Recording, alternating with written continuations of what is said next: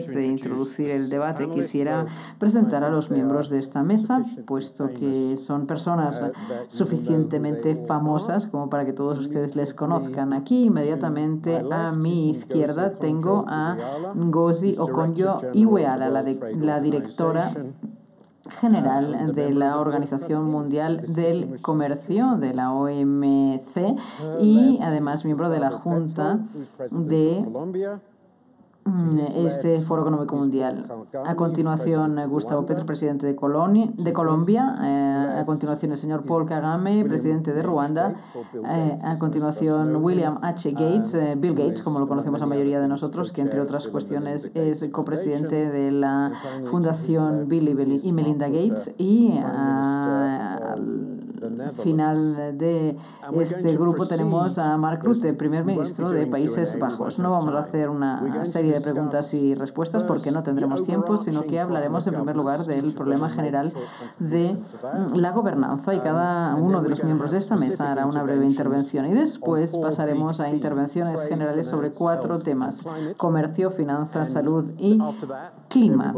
Y después, si todo el mundo ha respetado escrupulosamente el tiempo, contaremos con la oportunidad de mantener un intercambio de opiniones entre nosotros. Y quisiera empezar con una introducción de 1 minuto justo, porque para mí este es un tema interesantísimo y hay muchas desventajas de hacerse mayor, pero una de las ventajas es que uno puede recordar cosas que son relevantes. Cuando yo empecé a trabajar en el Banco Mundial en 1971, fue precisamente al inicio de los años 70, este fue un periodo en que hoy veo ciertas similitudes, no solamente por la guerra en Oriente Medio, la inflación y otros shocks que afectan al mundo, además de otros motivos de inestabilidad.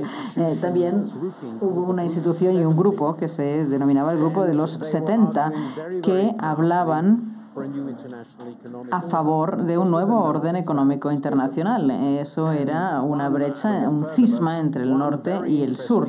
Y un libro interesante de la época, publicado a mediados de los 70, se titulaba Estados Unidos en oposición. Sabemos lo que ocurrió en los años 80 y 90. No fue que se implantara un nuevo orden económico global, sino que llegó la era de la globalización, y hoy nos encontramos al final de esa era. Pero es importante recordar que hemos estado ya frente a problemas como estos en el pasado y los hemos gestionado correctamente. Es importante pensar que los problemas actuales como la salud o el clima, que eran menos evidentes en esa época,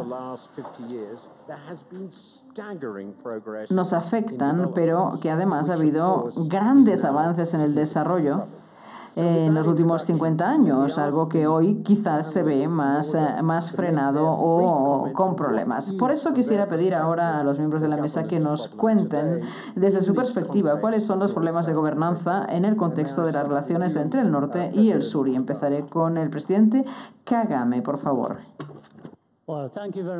Muchas gracias. Quisiera abordar la cuestión empezando con las 2 crisis que definen el pesimismo que reina en el sur y que tienen que ver con esta cooperación internacional. Una de las cuestiones tiene que ver con el COVID. Cuando apareció la epidemia de la COVID, y el otro tema es lo que ocurrió con la inflación y los tipos de interés, la crisis de los tipos de interés que sucedió a la COVID. Empecemos con la epidemia por COVID. Quedó claro que el acceso a las vacunas y a los tratamientos eran problemáticos. Se concentraban básicamente en el norte. El sur se consideró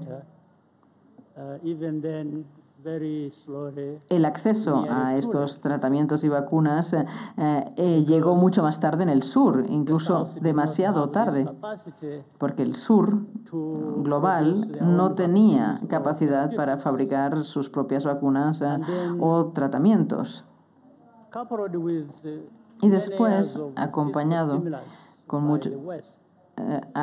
de muchos años de estímulos, acompañado por las medidas de estímulo fiscal en el mundo desarrollado, vimos cómo aparecía la crisis de la inflación.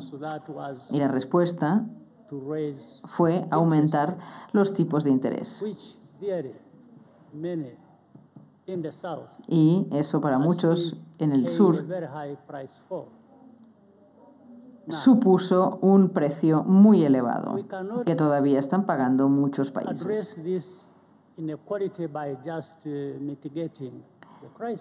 Y esa desigualdad no se podía abordar únicamente mitigando la crisis, sino que lo que necesitamos es integrar, incorporar, implicar a los países en desarrollo como los africanos y los de otros continentes ya desde el principio, para empezar a dialogar sobre cómo esas desigualdades no deberían aparecer y no deberían afectar a las distintas regiones del mundo. Y es algo que debe hacerse desde el principio, no una vez se han desencadenado las crisis.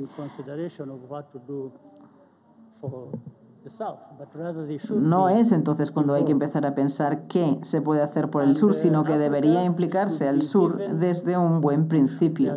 Y se debería ofrecer a África las herramientas y los instrumentos que ya existen y que sirven para trabajar en estas materias que hay que resolver para que África pueda volver a tener acceso a la mayoría de los elementos que necesita. Muchas gracias. Muy útiles sus comentarios y sus aportaciones a este debate. Quisiera dar la palabra al ministro Rutte. Desde su perspectiva, ¿cuáles son los elementos que entran en juego? Quisiera hacer algo provocativo, algo provocador. Nosotros, los primeros ministros, el presidente de Colombia, el presidente de Ruanda y yo mismo, tenemos dos funciones. Primero, que nuestros países sean seguros y que la economía funcione, que la gente tenga empleo y que puedan ocuparse de sus propias vidas. Y en este sentido, tengo un cierto problema al hablar siempre de esa escisión, de ese cisma y de esa división entre norte y sur. Creo que ya deberíamos dejarlo atrás, porque nos necesitamos unos a otros y como hemos visto en la COP28 en Dubái, podemos conseguirlo. Existe ese debate constante entre el nacionalismo, si deberíamos seguir siendo miembros de la Unión Europea, el papel de la OMC, de la ONU, etcétera, etcétera, como si eso se pudiera oponer a tener un interés en el nivel nacional.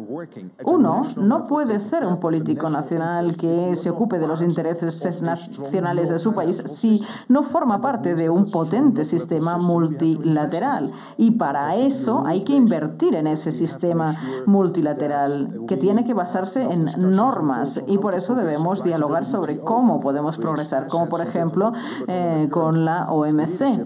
Ha vivido ciertas dificultades, pero bajo el liderazgo actual hemos visto muchos avances en campos que son muy, muy importantes. Así que no diría yo que hay una escisión entre norte y sur, ni entre el nivel nacional ni el multilateralismo. Si nosotros como políticos queremos proporcionar la seguridad colectiva y los empleos y la economía a nuestros ciudadanos, necesitamos países fuertes y organizaciones multilaterales fuertes. Y Martín, creo que tenemos muchos temas, muchos ejemplos de situaciones en las que estamos haciéndolo bien. Por ejemplo, las pesquerías en la OMC o los acuerdos sobre daños y compensaciones de la COP28. Lo hemos conseguido. Muchísimas gracias. Ahora quisiera dar la palabra a la directora general de la OMC. Gracias, Martín. Gracias por estos amables comentarios del primer ministro Rutte sobre los avances en la OMC. Pero tras lo que han dicho el primer ministro Rutte y el presidente Kagame, si vemos un poco el porcentaje de la producción mundial. En 1995, las economías en desarrollo y los países emergentes representaban el 42% de todo el PIB mundial, de la producción mundial. Los países desarrollados representaban el 58% del PIB mundial. Ahora, en 2022, vemos una situación en que estas cifras se han invertido. Por lo tanto, estos cambios en los porcentajes de la producción mundial que se reflejan también en los porcentajes correspondientes al comercio, reflejan la multipolaridad del mundo. Vivimos en un mundo multipolar. No hay un único centro de poder hoy en día. Y a mí lo que me preocupa desde la gobernanza mundial es cómo se gestiona esa multipolaridad. No hay un único centro que pueda resolver todos los problemas del mundo. Somos interdependientes y debemos trabajar juntos, y eso nos remite a cómo podemos hacerlo. Ahí es donde las organizaciones multilaterales deben reforzarse y obviamente también deben modernizarse para adaptarse a los tiempos, pero son indispensables porque tenemos que resolver problemas que son globales, como el cambio climático o la pandemia mencionada por el presidente Kagame. Así que, ¿cómo podemos resolver estos problemas de la multipolaridad global? Ese es mi comentario. Gracias. Creo que estamos encontrando un terreno de acuerdo. Por eso quisiera pedirle a continuación al presidente Petro que haga su contribución. Él hablará en español, así que si alguien no entiende español, y por desgracia yo soy una de esas personas, les invito a usar los receptores de traducción simultánea. Bien, gracias. Hace un año, y creo que en esto me separo un poco de Marc, en que no existe un camino, están los dos caminos abiertos. De hecho, estamos andando el camino del cisma entre el norte y el sur. Existe el otro camino, que es el del pacto entre iguales. Hace un año, precisamente, este foro acuñó una palabra que se llamó policrisis. Sorry, I'm afraid I'm not getting sound. Are you all getting sound? Yeah. Oh, dear. Yeah. We are. Lo siento, pero es que no recibía la traducción. ¿Los demás la reciben? Parece que sí. El canal es el número 1. I'm hearing nothing. I apologize. Hold on a second. Probably nothing I can do about it. Okay, go ahead and I will do my best. Bueno, I recupero. apologize. I don't know what I can do about it. Gracias. Disculpo, que no sé lo que puedo hacer al respecto. Avance. El tema es que hace un año el foro acuñó la palabra policrisis. Habló de la guerra, habló del hambre, que en ese momento hundía en el mundo, producto de la pandemia, la enfermedad, la pobreza y el estancamiento económico. Hoy yo pienso que eso, después de un año, se ha agravado. Se ha agravado en términos de que de la guerra pasamos al genocidio, a bombardear niños y niñas. Las votaciones en Naciones Unidas políticamente alrededor de este problema han separado físicamente, políticamente, el norte y el sur. Europa y Estados Unidos han votado a favor o en contra, depende cómo se mire, de una política para solucionar el problema de Palestina.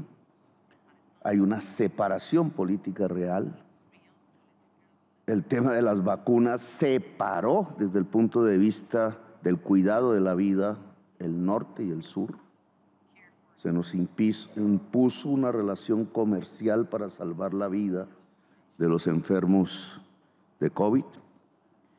Y entonces lo que hoy tenemos, variaría la palabra policrisis, es una crisis civilizatoria. Una crisis civilizatoria que tiene una raíz, un almendrón, es la crisis climática. La crisis climática, dependiendo cómo la abordemos o no la abordemos, nos puede llevar o a un pacto democrático de la humanidad o a la barbarie. Yo le llamo 1933 global. 1933 fue el día que subió Hitler al poder, fue el año de Hitler en el poder. Puede ser uno de los dos caminos.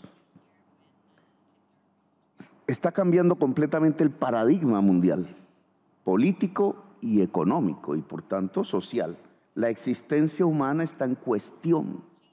Y al cuestionarse la existencia, se cuestiona todo lo que se había edificado en los últimos 50 años, para bien y para mal.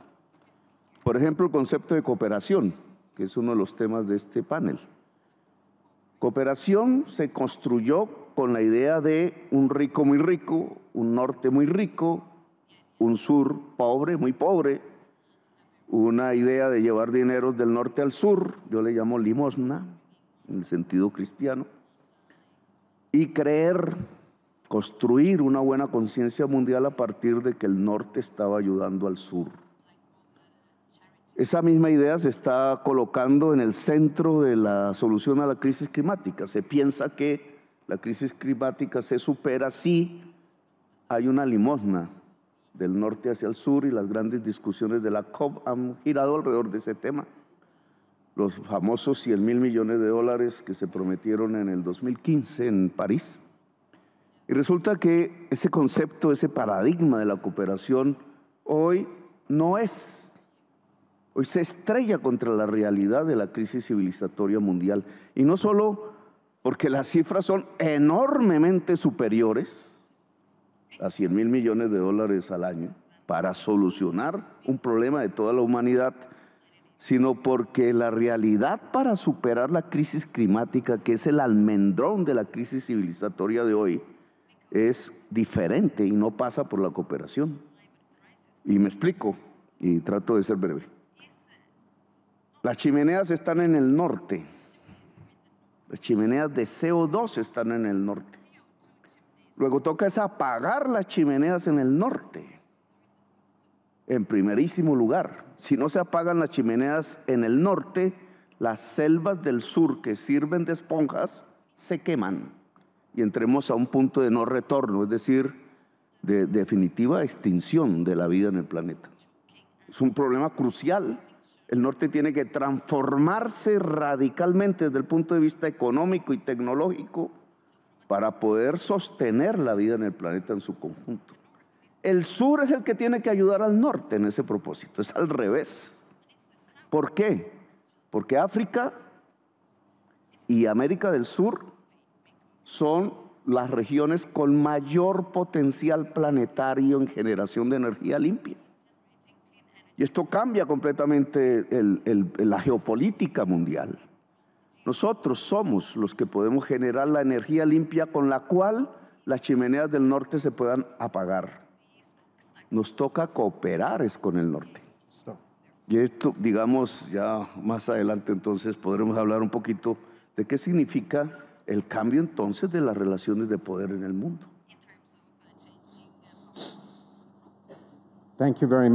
Muchas gracias.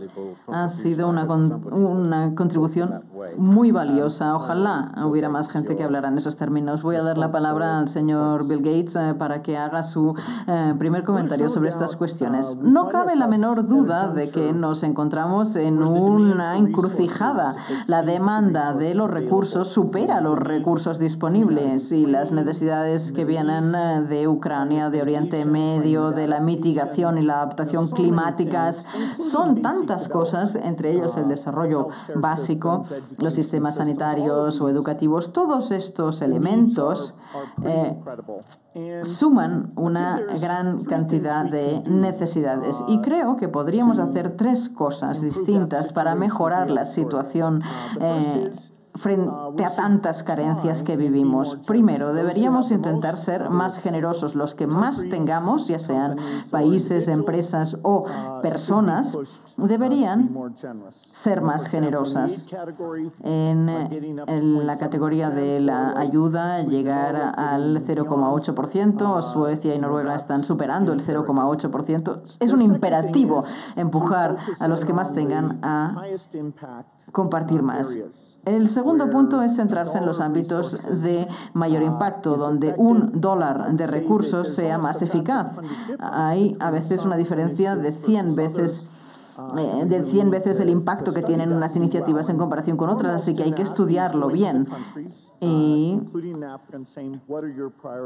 hay que saber también cuáles son las prioridades de los países. Por ejemplo, en África, la salud, la nutrición, la educación. ¿Dónde desean ustedes países que se centren estas colaboraciones? Y el último ámbito que quisiera destacar es la innovación. Ha habido muy escasa innovación en relación con las necesidades del sur global. La malaria o sus cultivos que van más allá del trigo, el maíz y el arroz, y se necesita mejorar la productividad de los cultivos y todavía no se ha hecho casi nada al respecto o demasiado poco. El sistema de cooperación a veces consigue milagros. Aquí, en Davos 2001, se anunció un proyecto para recaudar dinero para las vacunas y Gavi se anunció aquí y todos hemos estado muy orgullosos de participar en ese proyecto, y en ese momento 10 millones de niños morían cada año, y gracias a las vacunas que solo estaban disponibles en los países ricos, poder ponerlas al alcance de todos los niños, y Ruanda es un ejemplo donde hay una cobertura del 97% de las vacunaciones. Esos 10 millones se han convertido en 5 millones de muertes. Los ODS, previstos para 2030, tienen el objetivo de llegar a 2,5 millones. Y debido a la pandemia y muchas otras cosas, no lo conseguiremos. Pero la idea es que seguimos avanzando y reduciendo estas muertes. Y con la innovación, por ejemplo, las últimas innovaciones en inteligencia artificial, a pesar de los desafíos, podremos conseguir esos objetivos de reducción. Bien, nos hemos alargado un poco, pero vamos a intentar hacer lo mejor posible. Rápidamente, y les pediré que sean breves, a 1 minuto como máximo. En base a lo que han escuchado, ¿qué implicaciones tiene eso para el comercio en el futuro? Bien. A ver, necesitaré un momento para explicar un poco a lo que me refiero y quiero darle algunas cifras. Volviendo al tema, por ejemplo, en 95, el comercio entre el norte y el norte, entre las economías desarrolladas, representaba un 54% del comercio mundial. En 2022, esta cifra ha bajado un 39%. En el mismo periodo, en el 95, el comercio sur-sur era menos de un 10% y en el 2022 era casi un 25%. Y en el mismo periodo, el comercio entre el norte y el sur ha sido estable, en torno a 35% o 39%, de hecho. Entonces, si vemos estas cifras, verán que se ha producido una inversión, la que mencionaba antes. La cuota del comercio sur-sur ahora es mayor. La cuota del comercio norte-norte está disminuyendo. Y esto está relacionado con lo que decía, en que existen distintos centros de poder. No existe un único centro de poder. Y, por lo tanto, debemos colaborar, cooperar. Dicho esto, en una organización como la OMC, hemos visto que cuando se unen en el comercio multilateral, hemos podido cooperar. Un 75% del comercio mundial hoy en día se realiza conforme a los reglamentos de la OMC. piensen en que el grosso de este comercio internacional se hace conforme a estos principios multilaterales. Aunque existan estos bloques, hemos logrado encontrar un espacio en el que podemos colaborar. Como decía Bill, hay espacios en los que hemos podido demostrar que podemos trabajar conjuntamente. En cuanto al comercio, ya lo estamos haciendo, pero eso no significa que no existan problemas, que no exista una fragmentación emergente y que no haya espacios de vulnerabilidad en la cadena de suministro y que necesitemos una mayor resiliencia. Pero a veces nos olvidamos de esos aspectos positivos del comercio, como es la colaboración. Hay las inquietudes en cuanto al proteccionismo y el unilateralismo, y simplemente quería hacer hincapié en ese aspecto. Muchas gracias. El presidente Petro, si puede, le pediría que brevemente nos explique, en base a su visión crítica y radical de lo que está ocurriendo. Sé que le gustaría tener media hora, pero lamentablemente no nos la van a conceder. Explíquenos un poco cómo podemos cambiar las disposiciones financieras. El presidente Kagame ya ha hablado del impacto de los intereses, del tipo de interés en los países en desarrollo. Hay muchas cuestiones como cómo funciona el Fondo Monetario Internacional, el dominio monetario de algunos países. Si nos puede hablar de lo que es importante para ustedes. Bien, si continúo un poco con como traía mi exposición. Si vemos gráficamente las chimeneas que producen la crisis climática en el norte y la potencialidad de energías limpias en el sur, entonces el esquema cooperación, donaciones, limosnas del norte al sur no sirve para solucionar el problema de crisis, sino es la liberación de esa potencia del sur, que puede ser deslocalización de producción del norte al sur o algo más importante. La liberación de la potencia del sur en generación de energías limpias, que apagaría las chimeneas del norte, tiene que ver con un cambio del sistema financiero mundial. Por ejemplo, la OMC, la Organización Mundial del Comercio, debe supeditar su normatividad a los acuerdos de París, que deben ser vinculantes, no simplemente expresiones de buena voluntad. Si no, no cambiamos la correlación de fuerza que implica solucionar la crisis climática. O, por ejemplo, en el tema del sistema financiero mundial, la liberación de la potencia del sur para generar energías limpias y economía descarbonizada tiene que ver con liberar sus propios recursos. No necesitamos limosnas. Nuestros propios recursos están supeditados, están absorbidos a través del endeudamiento de la tasa de interés y el servicio de la deuda que pagamos. Por ejemplo, Colombia paga una prima porque se le considera riesgoso, como Brasil, como Venezuela, como Ecuador, como todos los países de la selva amazónica. Lo riesgoso hoy no somos los países que tenemos la selva amazónica, son los países del norte, por varias razones. Ustedes representan más riesgos para la vida humana que nosotros. Nosotros tenemos la esponja. Por tanto, económicamente esa prima debería volverse cero.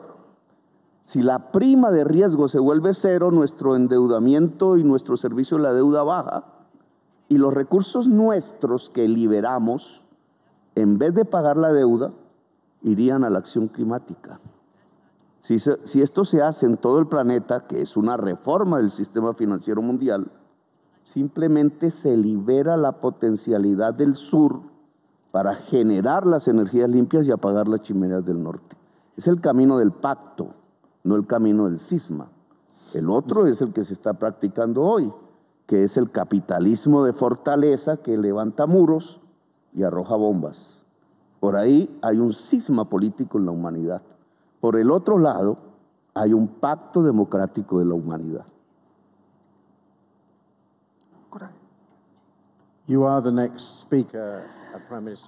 Primer ministro Rutte, usted es el siguiente que va a intervenir.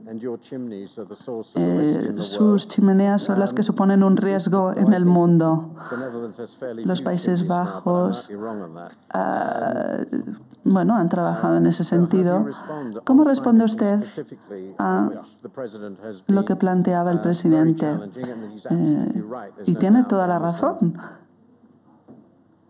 La región de la Amazonia es una amplia región de cabal importancia. Siempre es muy buena idea contar con el presidente de Colombia aquí en este grupo de expertos, aunque a veces discrepemos. De hecho, coincido en que hay una necesidad para reformar el sistema bancario internacional o financiero. Es esencial, pero no estoy de acuerdo en cuanto al tema de las chimeneas. ¿Por qué? Pues porque si nosotros cerramos nuestra capacidad de producir acero y todos esos puestos de trabajo, existe la posibilidad de que se produzcan contaminación en otras partes del mundo porque el acero sigue siendo muy importante. Lo que necesitamos aquí es innovación para que seamos menos dependientes de algunos tipos de productos, por ejemplo en el sector químico, pero la innovación es la clave y no el cierre de esas chimeneas de repente, ¿no? Y también el tema de la limosna. No son limosnas, hay una fase progresiva.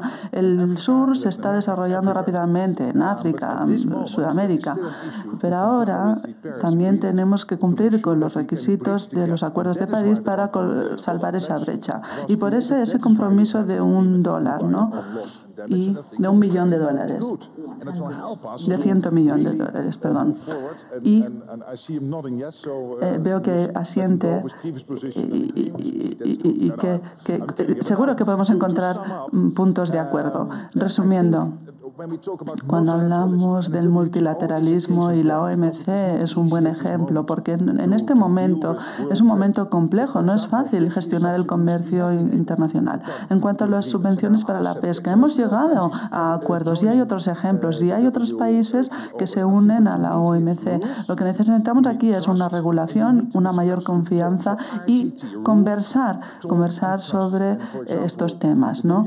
La OMC, por ejemplo, pero también el Acuerdo de París y los acuerdos que surgen de la COP, como los de los Emiratos, un ejemplo de mucho éxito que nos dice que podemos lograr estas cosas, que podemos tener un sistema, que hay una voluntad para tratar y sentarse a la mesa, como estamos haciendo ahora aquí, para hablar de nuestros puntos en común y nuestras diferencias y crear esa confianza, porque esta es la única manera de avanzar y no existe esa cisma, esa división entre el norte y sur.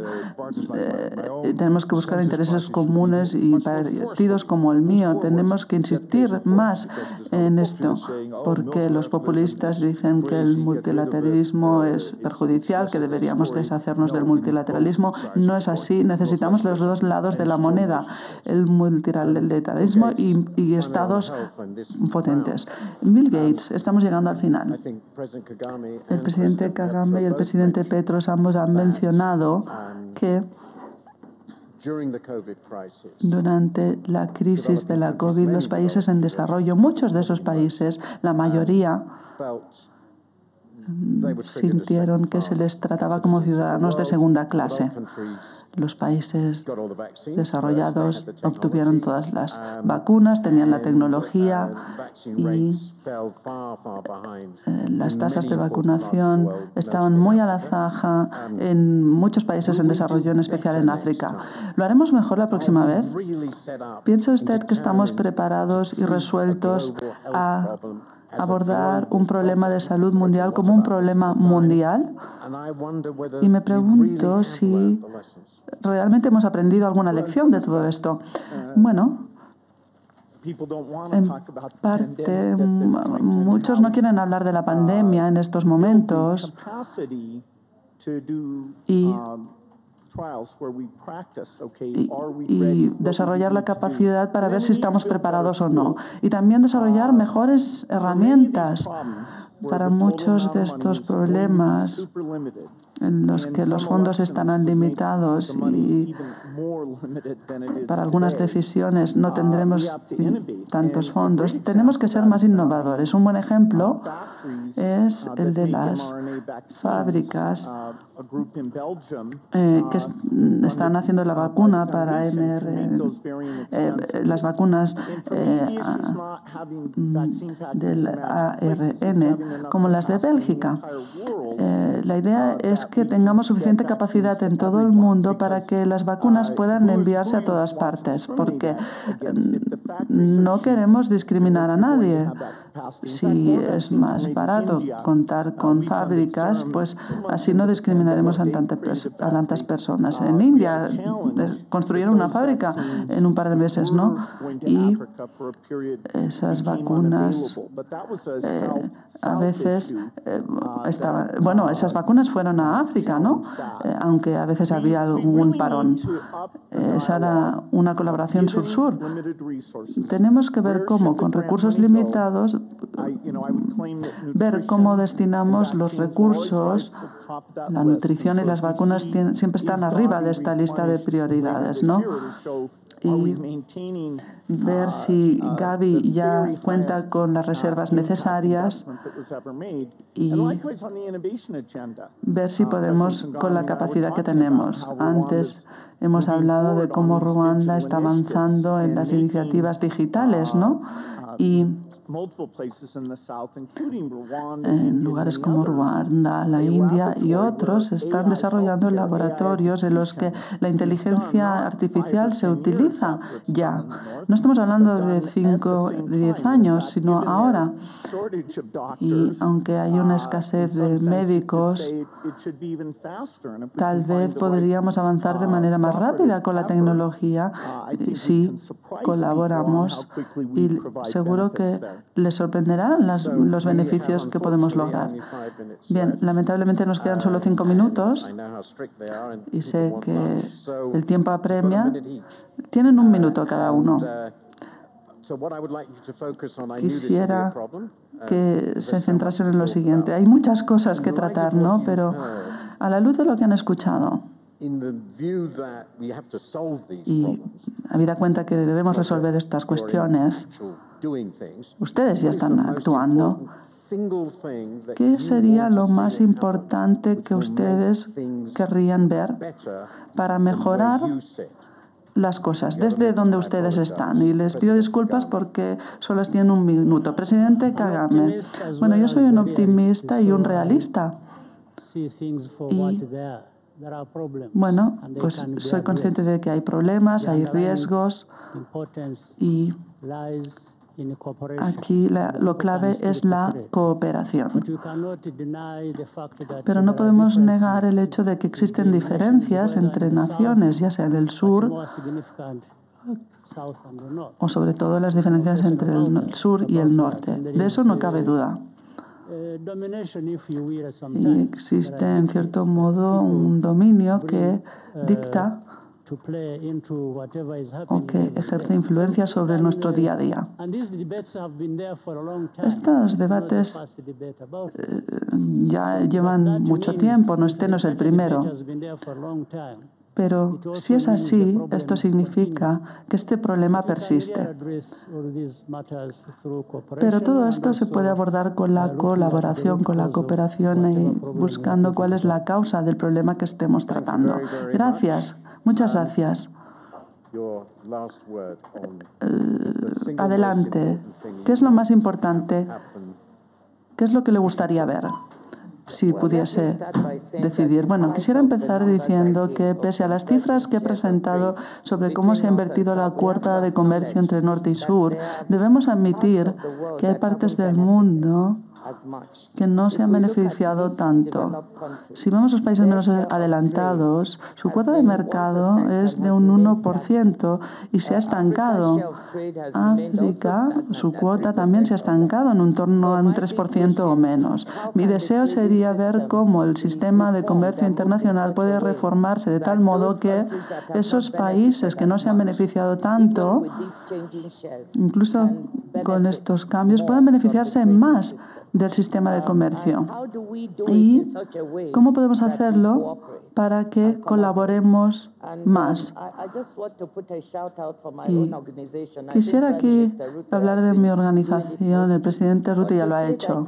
Pero decir que sí, por supuesto que hay dificultades en la OMC, porque los países en desarrollo consideran que no se están beneficiando, ¿no? Y hay ese problema de la confianza, pero a la vez los países desarrollados piensan que algunos mercados emergentes se están beneficiando demasiado de este sistema. A mí lo que me gustaría ver es que nos unamos, como lo hicimos en la última reunión ministerial, que trabajemos de forma interdependiente con una colaboración estratégica para lograr mejores resultados para aquellos que no se han beneficiado del sistema. Gracias. Presidente Petro, brevemente, sabe que el tiempo apremia. Si nos hace un comentario potente sobre lo que le gustaría ver, ¿qué piensa usted que podríamos hacer? Me gustaría ver dos cosas. Una es, indudablemente, el proyecto democrático en la humanidad está en peligro, inminente. Por eso hay que restablecer el poder del derecho internacional. Es una conquista civilizatoria y hoy prácticamente se ha vuelto pedazos. Hay que restablecerlo. La consigna libertad, igualdad, fraternidad que creó la Revolución Francesa ya no tiene sede en París, tiene su sede en Sudáfrica. Y esa es la nueva realidad. Y el otro punto que me parece que quisiera ver este año, ojalá, es el cambio de la dimensión para abordar la crisis climática. Los 100.000 millones de dólares de París ya no son nada. La cantidad que se necesita cada año es 30 veces superior. Eso implica el cambio del sistema financiero mundial. Si lográramos establecer una política por acuerdo de deuda, de cambio, de canje, de deuda por acción climática, podríamos llegar a esas cifras, 30 veces superior a lo que se prometió en París, generado con los recursos públicos de todos los países del mundo e invertidos en un gran plan Marshall de acción climática en el planeta Tierra para preservar la vida en el planeta. Mark Rutte. Bueno, obviamente aquí en Davos estamos muy preocupados por Ucrania y Oriente Medio y a la vez pensamos en la transición energética y la necesidad de combatir el calentamiento de nuestro planeta y el cambio climático. Yo esperaría dos cosas. Una, reformar el sistema multilateral que de momento se centra demasiado en el norte y ha incluido el Fondo Monetario Internacional y la reforma de los bancos para que se dirijan más hacia el sur y también abordar la desigualdad de gobernanza a nivel nacional. Debemos ayudarnos los unos a los otros en ese sentido. Bill Gates, adelante, sus últimas palabras. Una frase, si me permiten. Si puede. Bueno, lamentablemente, los recursos que provienen del norte, bueno, y cuando no hay otra alternativa, tenemos la innovación, la educación, y esto debe priorizarse escuchando lo que piden los países y sus prioridades. Yo sigo siendo optimista y esto es en parte gracias a los éxitos que ya se han logrado y quiero mantener esa postura de optimismo. Gracias. No voy a intentar resumir todo lo que se ha dicho, simplemente mencionar 3 puntos, porque ya nos hemos pasado del tiempo que se nos ha asignado. Hay mucha frustración y rabia, evidentemente. El sistema actual, en muchas maneras, se centra en los países del norte. Estaría muy bien pensar que podemos resolver esta cuestión. Ya se ha tratado este tema en muchos debates y tal vez me centraría en lo que comentaba también Bill Gates. Mucho de lo que vamos a tener que hacer es innovar de forma muy inteligente tanto en la economía como en nuestras instituciones. Y esta va a ser una lucha muy difícil, ¿no? Ver cómo podemos gestionar estos problemas y debemos admitir que debemos hacer todo lo posible para intentarlo. Muchas gracias. Ha sido un panel de expertos maravilloso, demasiado corto. Se han mencionado muchas ideas muy importantes. Gracias. Gracias.